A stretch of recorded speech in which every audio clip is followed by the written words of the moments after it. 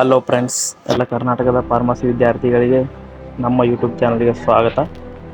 ಇವತ್ತು ನಾನು ಒಂದು ಲೇಟೆಸ್ಟ್ ಅಪ್ಡೇಟನ್ನು ತೊಗೊಂಡು ಬಂದಿದ್ದೀನಿ. ಅದ್ರ ಬಗ್ಗೆ ಅಂದರೆ ರಿಸಲ್ಟ್ ಬಗ್ಗೆ. ಈಗ ನೀವು ನೋಡ್ತಾ ಇರ್ಬೋದು, ಸ್ಕ್ರೀನ್ ಮೇಲೆ ಕಾಣ್ತಾ ಇದೆ. 14/4/2026 ಪ್ರಕಾರ ವ್ಯಾಲ್ಯೂಯೇಷನ್ ಎಷ್ಟೆಷ್ಟಾಗಿದೆ ಅಂತ ನೋಡ್ತಾ ಹೋಗೋಣ. ಬನ್ನಿ, ನಿಮಗೆ ತೋರಿಸ್ತೀನಿ. ನೋಡಿ ವಿದ್ಯಾರ್ಥಿಗಳಿಗೆ, ನಿಮಗೆ ಒಂದು ಪೇಜ್ ಕಾಣ್ತಾ ಇರ್ಬೋದು. ನಾನು ಸಬ್ಜೆಕ್ಟ್ ವೈಸು ಯಾವ್ಯಾವ ಸಬ್ಜೆಕ್ಟು ಎಷ್ಟೆಷ್ಟು ಬುಕ್ಲೆಟ್ ವ್ಯಾಲ್ಯೂಯೇಷನ್ ಮಾಡೋದು ಉಳಿದಿದೆ ಅಂತ ನಾನೊಂದು ಪ್ರಿಂಟನ್ನು ರೆಡಿ ಮಾಡಿದ್ದೀನಿ.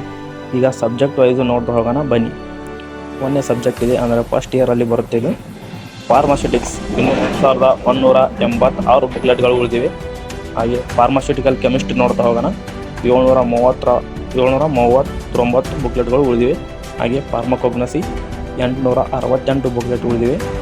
ವುಮೆನ್ ಅನಾಟಮಿ ಆ್ಯಂಡ್ ಫಿಸಿಯಾಲಜಿ 515 ಬುಕ್ಲೆಟ್ಗಳು ಉಳಿದಿವೆ. ಸೋಷಿಯಲ್ ಫಾರ್ಮಸಿ 785 ಬುಕ್ಲೆಟ್ಗಳು ಉಳಿದಿವೆ. ಫಾರ್ಮಕಾಲಜಿ 623 ಬುಕ್ಲೆಟ್ಗಳು ಉಳಿದಿವೆ. ಈಗ ಸೆಕೆಂಡ್ ಇಯರ್ ಸಬ್ಜೆಕ್ಟ್ ನೀವು ನೋಡ್ತಾ ಇರ್ಬೋದು, ಅಂದರೆ ಇದು ಇವ್ಯಾಲ್ಯೂಯೇಷನ್ ಕಂಪ್ಲೀಟ್ ಆಗಿದೆ.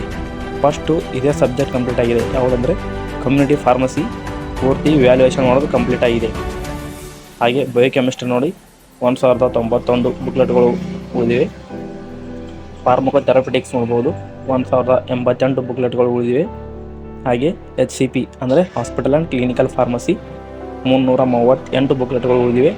ಹಾಗೆ ಫಾರ್ಮಸಿ ಲಾ ಆ್ಯಂಡ್ ಎಥಿಕ್ಸ್ ನೋಡ್ಬೋದು, 1038 ಬುಕ್ಲೆಟ್ಗಳು ಉಳಿದಿವೆ.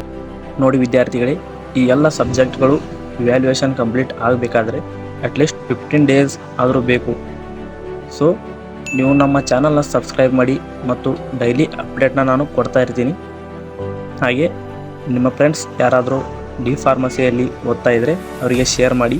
ಮತ್ತು ಇನ್ನೂ ಹೆಚ್ಚಿನ ಮಾಹಿತಿಯೊಂದಿಗೆ ಇನ್ನೊಂದು ವಿಡಿಯೋದಲ್ಲಿ ಸಿಗ್ತೀನಿ. ಧನ್ಯವಾದಗಳು.